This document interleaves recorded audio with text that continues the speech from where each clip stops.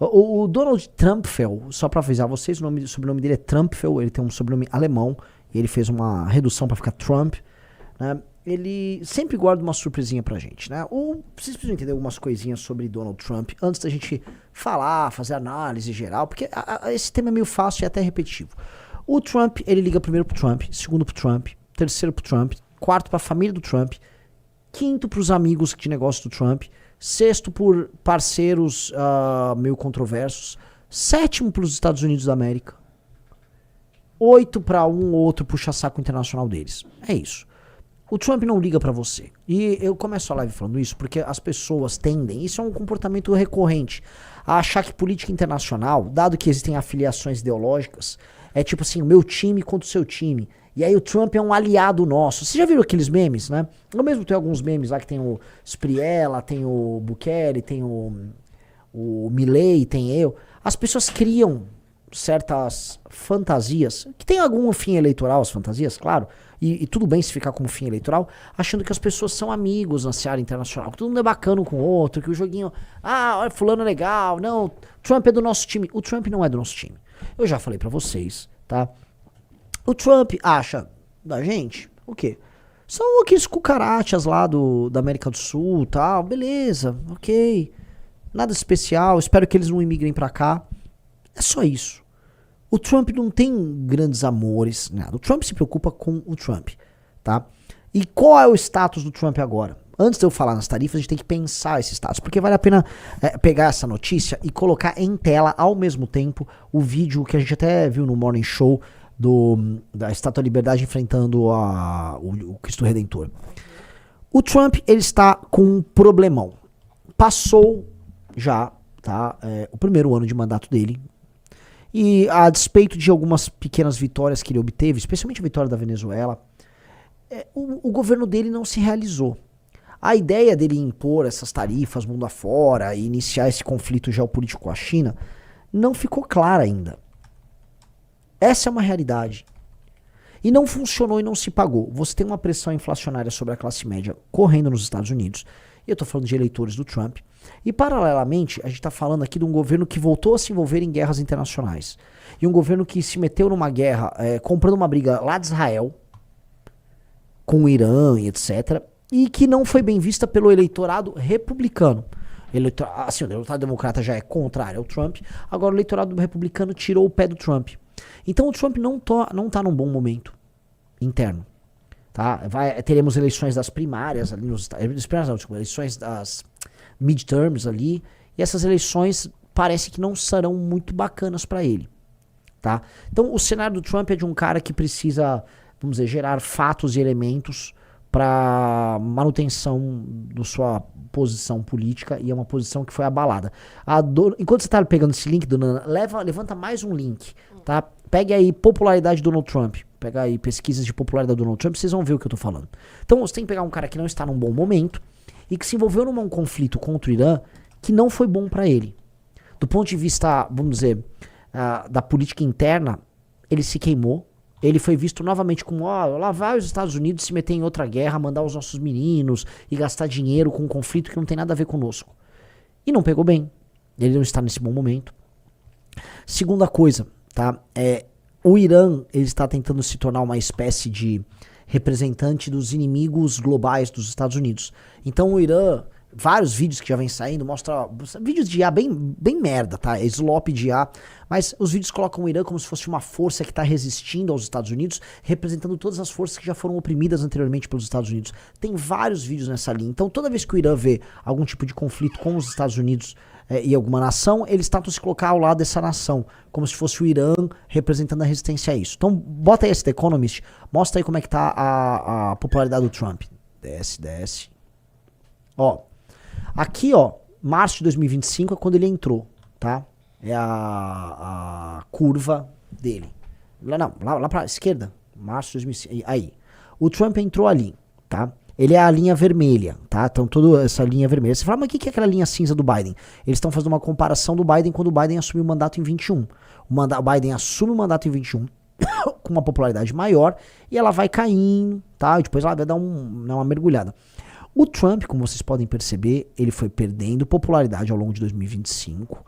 Aí vai de janeiro, fevereiro, março, abril. Em abril ali, ó, de março para abril, você tem vamos dizer, o aprofundamento. Não, março para abril agora desse ano, de 26. O aprofundamento do conflito com o Irã.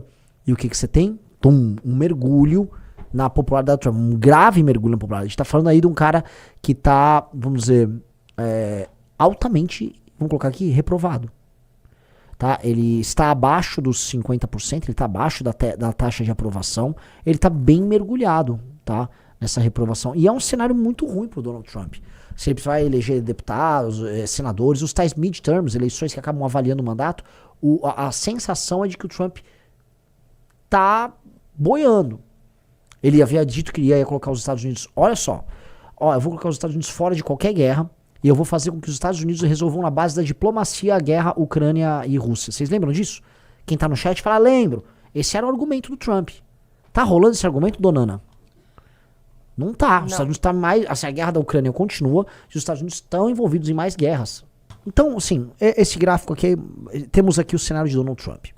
Paralelamente, Donald Trump ele tá sendo muito pressionado. Isso é uma coisa que vem lá do governo Obama com a questão das terras raras, tá? Desculpa, eu tenho que fazer um preâmbulo, mas esse preâmbulo é importante. Os Estados Unidos, eles eram os maiores produtores mundiais das tais terras raras. Produtores não, eles eram os maiores mineradores e tinham a tecnologia do processamento caríssimo e altamente poluente. A empresa americana que cuidava disso, uma empresa que ficava lá na Califórnia, ela vai quebrando e a China vai comprando ativos nessa área e desde os anos 80 a China investe num programa nacional de terras raras. A China começa a investir nos anos 80, tem uma frase muito famosa do Deng Xiaoping que fala o seguinte, olha, as terras raras serão para a China o que o petróleo é para a Arábia Saudita. E ele começa a montar, já dos anos 80 para os anos 90, uma cadeia complexa envolvendo terras raras na China. Tudo isso porque a China tem muita terra rara, e a China também não tem, vamos dizer, grandes leis ambientais que impedem eles de fazer um tratamento e o processamento das terras raras que polui demais. Então, China se encaminha para isso. No governo do Obama, você já começa a ter, né, esse mal-estar com o fato da China ter a produção desses minérios e dos Estados Unidos depender deles. E aí, quando os Estados Unidos vão para uma guerra tarifária com a China avisa, eu vou tarifar então a terra rara. Se tarifou terra rara, e na verdade os ímãs, semicondutores, todos os produtos oriundos dessa produção e processamento das terras raras, a indústria de alta tecnologia da China, dos Estados Unidos acaba. Há pânico em geral nos Estados Unidos e a gestão Trump precisa procurar parceiros para isso, tá? Então o contexto, eu preciso colocar o contexto americano dentro desse prisma, tá? Estamos falando disso que a gente quer fazer uma análise séria sobre esse tema. Então vocês têm o contexto aqui na mesa. Segundo ponto que é importante a gente colocar na nossa análise. Relação dos Estados Unidos com a América Latina. Todo mundo sabe, eu já comentei em live, o Orlando já escreveu muito, a gente tem uma revista Valete dedicada a isso, aquela que os Estados Unidos estão com a perna toda arreganhada, né, do lado de um chicano e de um brasileiro. Os Estados Unidos, eles entendem que numa guerra com a China, a América Latina é uma reserva de valor. É uma reserva de valor porque ela tem recursos minerais, recursos geopolíticos estratégicos. Por exemplo, a área dela, a área de passagem entre o Ocidente e o Oriente, o Canal do Panamá é um exemplo. Recursos naturais que vão da Groenlândia até a Patagônia. Posição no globo para você posicionar armas e exércitos. Um exemplo é a Groenlândia. A Groenlândia, como está no topo, você pode atirar um míssil que sai da Groenlândia e chega na Rússia. Você tem várias vantagens aqui no continente americano, que é vista como uma reserva por parte dos Estados Unidos. E os Estados Unidos começaram a fazer a sua opção de gestão nessa reserva. Coloca o Marco Rubio como secretário de Estado. E eles começam a interferir. Eu vou tomar a Groenlândia, não, Panamá é meu. Não, invade a Venezuela, não, vou resolver Cuba. E aí eles estão interferindo, inclusive no Brasil. O Brasil, que é um aliado na América Latina, geopolítico durante o governo Lula, da China. Coloque todos esses elementos aqui dentro deste contexto geral, tá? Aqui no Brasil ele tem um aliado político que ele considera um aliado leal e devotado a ele, que são os Bolsonaro. Coloque na mesa também o fato do Wesley Batista, o maior produtor de proteína animal do mundo, ser hoje um doador do Trump e um parceiro de negócios do trumpismo lá em Mar-a-Lago. Coloque as interferências eleitorais que eles querem fazer no Brasil e o interesse, vamos dizer, descarado que eles têm sobre as terras raras. Coloque a ideia que hoje o Wesley Batista comprou a Avibras, que ele está investindo em termoelétrica no Brasil, que ele já saiu do ramo da carne no Brasil e que ele também está interessado em comprar terras raras no Brasil. Coloque o fato do Wesley Batista, parceiro do Trump, ter comprado poços de petróleo na Venezuela. Inclusive comprou com o Velcaro. Tá? Então há um novo interesse político do governo americano nas terras raras no Brasil, do governo americano em controlar e tutelar a América Latina e do governo americano colocar de joelhos e tutelar o Brasil. O Brasil sendo visto pelo governo americano como um parceiro que precisa ser colocado numa posição menor, importante porém menor, como fornecedor de recursos e parque de diversões para seus políticos e aliados, dentro do contexto em que a América inteira, da Groenlândia até a Patagônia, fica sob comando geopolítico dos Estados Unidos. Ok? Tá tudo na mesa. Eu falei assim, Renan, entendi. Agora vamos ler o jogo. Vamos ler o jogo. Eu sei, e já até comentei em entrevistas, que o governo americano tem um interesse aberto em destruir o PCC. Eles consideram o PCC uma entidade anômala, uma entidade que tem atividades nos Estados Unidos e que precisa ser enfrentada. O governo americano não liga pro Comando Vermelho, tá? O governo americano liga pro PCC. Isso eu tenho informações pessoais. Eu sei disso, já conversei com americanos importantes, gente de governo que coloca uma preocupação bem especial no PCC. Eu sei desse elemento, tá? E do outro lado, eu também sei que o Donald Trump está numa relação, num jogo complicado, mas positivo com o Lula, tá? Então há um jogo complicado, entretanto positivo, com o Luiz Inácio Lula da Silva, em que o Lula é um parceiro que cede, mas que joga junto, que se pressiona, e o Lula pode ceder e intenciona ceder nas terras raras. O Lula não é mais aquele parceiro preferencial da China aqui. Na verdade, nem a China mais vê o Brasil nesse cenário. Então o Lula, ele tá tendo que jogar o jogo dos Estados Unidos. Então não é que o Trump tenha assim um grave problema com o Lula. Lógico que ele gostaria de ver um agente ainda mais submisso que o Lula ocupando a presidência do Brasil agora, que seria o Flávio. O governo Trump adoraria ver o Flávio, porque o Flávio seria basicamente um puxa-saco dele comandando a segunda nação mais importante do continente inteiro. Capite? O Lula é submisso, porque tem que ser em alguma medida, porque o Brasil é um país frágil. O Brasil ele não fez nada de lição de casa em termos de soberania. O Lula é uma piada. O Flávio é literalmente um enviado do governo Trump para administrar o Brasil. Vou repetir, o Flávio é um enviado do governo Trump para administrar o Brasil. O Flávio representa o que há de pior na política do Rio de Janeiro, somado ao interesse do governo Trump aqui. Não há nada mais entreguista do que colocar Flávio Bolsonaro na presidência da República. Ok? O Flávio só é candidato, eu já cantei essa bola em outubro ou novembro, porque o Joesley Batista assim o decidiu com o Lula e com o Trump. Lá no fim do ano passado, tira o Tarcísio, é bom pro Lula que não seja o Tarcísio, bota o Flávio perde pro Lula. O Flávio mantém a aliança e a boa relação que ele tem com a família Trump e deixa o Lula ganhar. Todo mundo saía ganhando com esse acordo e todo mundo saiu ganhando com esse acordo.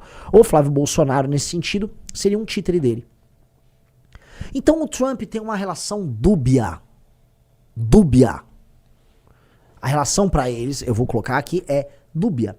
Então o Trump, ele solta ali, né? Vou transformar o PCC, o Comando Vermelho, em entidades terroristas e não sei o quê. E terroristas internacionais, porque isso tem um efeito em solo americano também. Aí o Lula vai lá e se adapta. Vamos ter que fazer acordo de cooperação com a CIA, papapi, papapá. O ministro da Fazenda do Lula já falando em cooperação com o governo americano e tal. E aí o Flávio vai tirar uma foto, né? E aí eles fazem, né? Vamos colocar aqui um joguinho de cena muito bacana. A fotinho tava ali pro Flávio, mas é uma fotinho cada vez mais constrangida. E aqui é um outro ponto que eu queria colocar pra vocês. Formalmente, o presidente da República americano, o Trump, não pode declarar apoio ao Flávio. Aquela foto foi uma bela de uma forçação de barra. Porque do ponto de vista diplomático, aquilo seria um incidente diplomático se fosse tratado como uma declaração de apoio. Tanto que o governo Lula e a imprensa entram em contato com o governo americano e o governo americano deixa muito claro, deixa expresso que o Flávio não teve nenhum tipo de atuação nesse caso. Ok, capite, todo mundo compreendeu. E aí, na semana seguinte, vem essa taxação. Essa taxação é resultado do estudo que o governo americano fez lá da briga do ano passado, tal, e ela é colocada novamente na mesa. E aí os interesses americanos são colocados novamente na mesa. Eles estão falando que coisas que vão do Pix à pirataria, do interesse das Big Tech americanas diante do Xandão, até taxação de produtos americanos aqui no Brasil. Aquilo lá representa um reposicionamento dos Estados Unidos nesse jogo, mas representa um alívio para o Lula. O Lula, ano passado, ele aumentou a popularidade dele mediante a taxação oriunda do Donald Trump. O Lula, quando colocou, o meu país está sendo taxado, está sendo alvo dessa injustiça, não sei o quê, o Lula aumentou a popularidade. E eu preciso lembrar para vocês que na cabeça do Lula e do Sidônio e da equipe dele, ganhar a eleição significa flutuar entre 3%. O Lula precisa virar 3% dos eleitores que estão antipetistas para o lado dele para fazer um voto útil nele no cenário contra o Flávio, que aí ele ganha a eleição. É pouco. E esse tipo de aceno em que o Lula está enfrentando o imperialismo e tal, é bom pro Lula.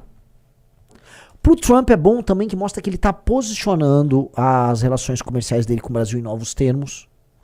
E eventualmente, do ponto de vista material, saindo de qualquer jogo de cena, posiciona ambos para fazer um acordo sobre terras raras. Então o cenário é um cenário, como eu posso colocar, complexo, que as pessoas não estão entendendo por completo, mas que teve um pequeno benefício pro Flávio na semana passada, um respiro, e agora um benefício que pode ser permanente pro Lula nos próximos 2 meses. Especialmente se o Lula se colocar como alguém que vai resolver um problemão. Se o Lula, combinado com o próprio governo americano, combinado com o Departamento de Estado, e aí eu tenho que agora mover os pauzinhos para obter as informações e trazer para vocês. Se o governo Lula criar a seguinte historinha, tô sendo taxado, tal, pá. E aí, paralelamente, ele vai nos Estados Unidos e obtém um acordo com o Trump, como começou a sair na imprensa. Aí o Lula mostra que ele é o adulto na sala, que o Trump fala grosso, mas ele vai lá e resolve, que diferente do Flávio ele não é puxar saco. Este é o cenário que eu considero mais provável para as próximas semanas. Tá?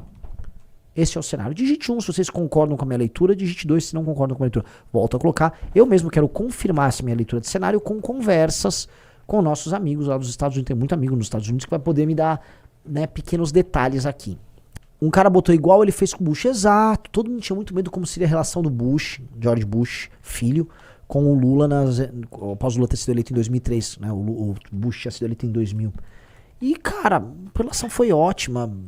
Pontuar bem os Estados Unidos. O Lula sabe muito bem jogar o jogo do minoritário, do mais fraco. O Lula é sindicalista. Entendem? Né? O Lula, o sindicalista, ele defende uma força em tese hipossuficiente para obter um acordo. Ele gera uma dificuldade para conseguir obter um acordo. Hoje, no comando de uma nação que é hipossuficiente quando compara dos Estados Unidos, ele se comporta dessa mesma maneira. Então ele vai tentar obter um acordo que o beneficie. Ele já fazia isso nos tempos de sindicato. Quem era o Lula nos tempos de sindicato? Era um cara que gerava uma greve, fazia um acordo com o dono da empresa, botava uma graninha no bolso, virava para os funcionários, conseguia um acordo, sou um herói. E jogo que segue. Ele se beneficiava. O que o Lula está fazendo agora, como presidente da República, é a mesmíssima coisa que ele fazia em idos de 78, 79, quando ele era líder sindical. Se você chegou até aqui, é porque você não engole narrativa pronta. Então já se inscreve no canal e ativa o sininho, porque aqui você vê os cortes que muita gente prefere que você não veja. E faz o mais importante agora, compartilhe esse vídeo, porque informação de verdade só se espalha quando alguém decide passar pra frente.